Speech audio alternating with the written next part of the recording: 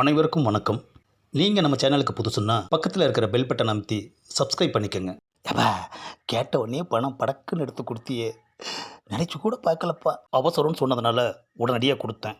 எப்படியோப்பா, போன ஜென்மத்தில் நான் உனக்கு கடன் கொடுத்துருக்கும் போல இருக்கு, படக்குன்னு.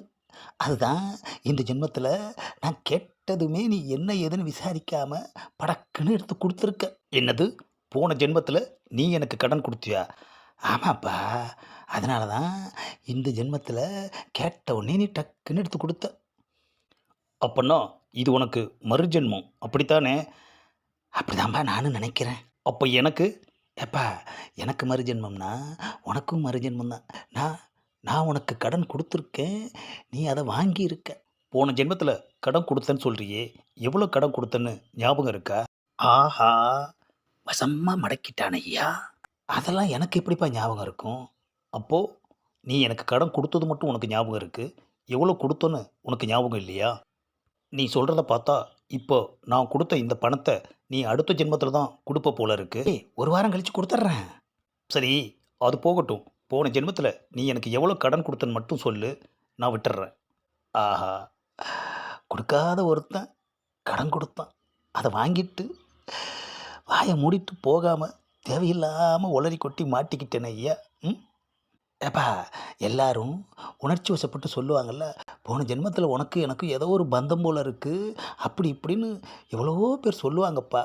அதே மாதிரி தான் நீ டக்குன்னு கடன் கொடுத்ததும் போன ஜென்மத்தில் நான் உனக்கு கடன் கொடுத்துருக்கேன்னு சொல்லிட்டேன். எவ்வளோ கடன் கொடுத்தேன்னு அதை சொல்லு. தெரியலையேப்பா. அந்த பணத்தை இப்படி கொடு. ஏப்பா, கொடு சொல்கிறேன். இந்தாப்பா.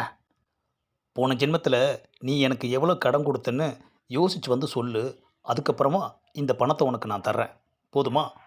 ஏப்பா ஏப்பா, ஏப்பா கொடுத்த பணத்தை திருப்பி வாங்குற? போன ஜென்மத்தில் நீயும் என்கிட்ட கொடுத்த பணத்தை திருப்பி வாங்கியிருப்ப போல இருக்கு.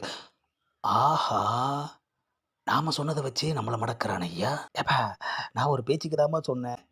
இந்த ஜென்மத்தில் யார்கிட்டையும் கை நீட்டி கடன் வாங்காத என்ன போன ஜென்மத்தில் கடன் வாங்கினேன்னு சொல்லி அசிங்கப்படுத்தின பாரு, அதுக்குன்னே உனக்கு பணம் கிடையாது. ஆஹா, மனசு வந்து பணம் கொடுத்தவனை மறுஜன்மோன்னு குழப்பி விட்டு கொடுக்காமலேயே போயிட்டானே ஐயா. ம், நம்ம வாய் இருக்கே, நமக்கே சில நேரத்தில் உழ வச்சிருதே ஐயா. ம், இந்த பதிவை லைக் பண்ணுங்கள், ஷேர் பண்ணுங்கள், மறக்காமல் சப்ஸ்கிரைப் பண்ணுங்கள்.